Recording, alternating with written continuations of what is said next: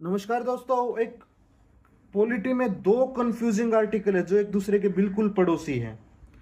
262 और 263, 262 और 263। अब सुनते ही आपको बेशक याद ना आया हो ये कौन से हैं, बट अब मैं बताऊंगा तब आपको याद आ जाएगा, हाँ ये तो सुना सुना था। देखो 262 आर्टिकल में और 263 आर्टिकल में कॉमन बात ये इंटर स्टेट राज्यों की आपस की जो विवाद हैं उनको सुलझाने की बात करते हैं, बट दोनों अलग अलग विवादों की बात करते हैं। आर्टिकल 262 बात करता है इंटर स्टेट वाटर डिस्प्यूट, यानी रिवर्स रिवर्स का जो रहता है ना हर स्टेट का, जिसमें भी कॉमन रिवर हो जाती है, इतना पानी लेंगे इतना देंगे। हरियाणा पंजाब का है, नीचे कर्नाटक महाराष्ट्र का है, और सबका चलता रहता है जो इनकी कॉमन रिवर है।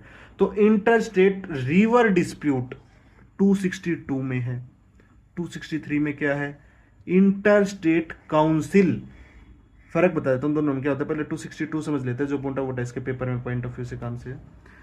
262 में कहता है कि पार्लियामेंट के पास पावर होगी कि वो इंटर स्टेट डिस्प्यूट्स को लेकर कोई कानून बनाए। पहली बात तो ये। दूसरी बात ये कि वो सुप्रीम कोर्ट की इस बारे में जो हस्तक्षेप है उसको कैंसिल कर सकता है कि इस इंटर स्टेट डिस्प्यूट में सुप्रीम कोर्ट अपना कोई फैसला नहीं देगा, जो करेंगे स्टेट्स और इंटर पार्लियामेंट करेगा। अब इसके लिए पार्लियामेंट ने क्या किया, 1956 में एक एक्ट बनाया, inter state river dispute act 1956, जिसमें बात की गई कि इंटर स्टेट ट्रिब्यूनल्स होंगे, रिवर ट्रिब्यूनल या वाटर ट्रिब्यूनल, जो फैसला देंगे किसमें क्या होएगा। आज तक ये 8 बार यूज में आया है, 8 बार ट्रिब्यूनल बने हैं। बस यही था पेपर के काम से पॉइंट ऑफ व्यू से। अब आते हैं आर्टिकल 263 पे। 263 में बात की गई इंटर स्टेट काउंसिल। इसमें कहा गया है कि एक परमानेंट इंटर स्टेट काउंसिल होनी चाहिए।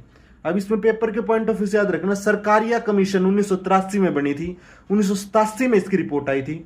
उसने स्ट्रांगली रिकमेंड किया था कि जल्दी से जल्दी इंटर स्टेट काउंसिल की फॉर्मेशन करो।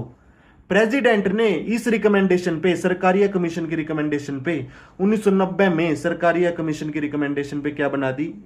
Permanent interstate council. अब इसके मेंबर कौन कौन हैं? इसके मेंबर हैं, पीएम होएगा इसका मेंबर, जो चेयरमैन होएगा। सब स्टेट के सीएम इसके मेंबर होते हैं। जिस स्टेट में, जो स्टेट नहीं है, यूटी है, उसका सीएम या एडमिनिस्ट्रेटर यानी एलजी वगैरह उसका मेंबर होता है। प्राइम मिनिस्टर कोई भी 6 कैबिनेट मिनिस्टर नॉमिनेट करता है, और prime minister 1 union minister nominate करता है। ये सब इसके मेंबर होते हैं, ठीक है। और इसका डिसीजन नॉन बाइंडिंग होते हैं। तो ये फर्क था 262 और 263 में।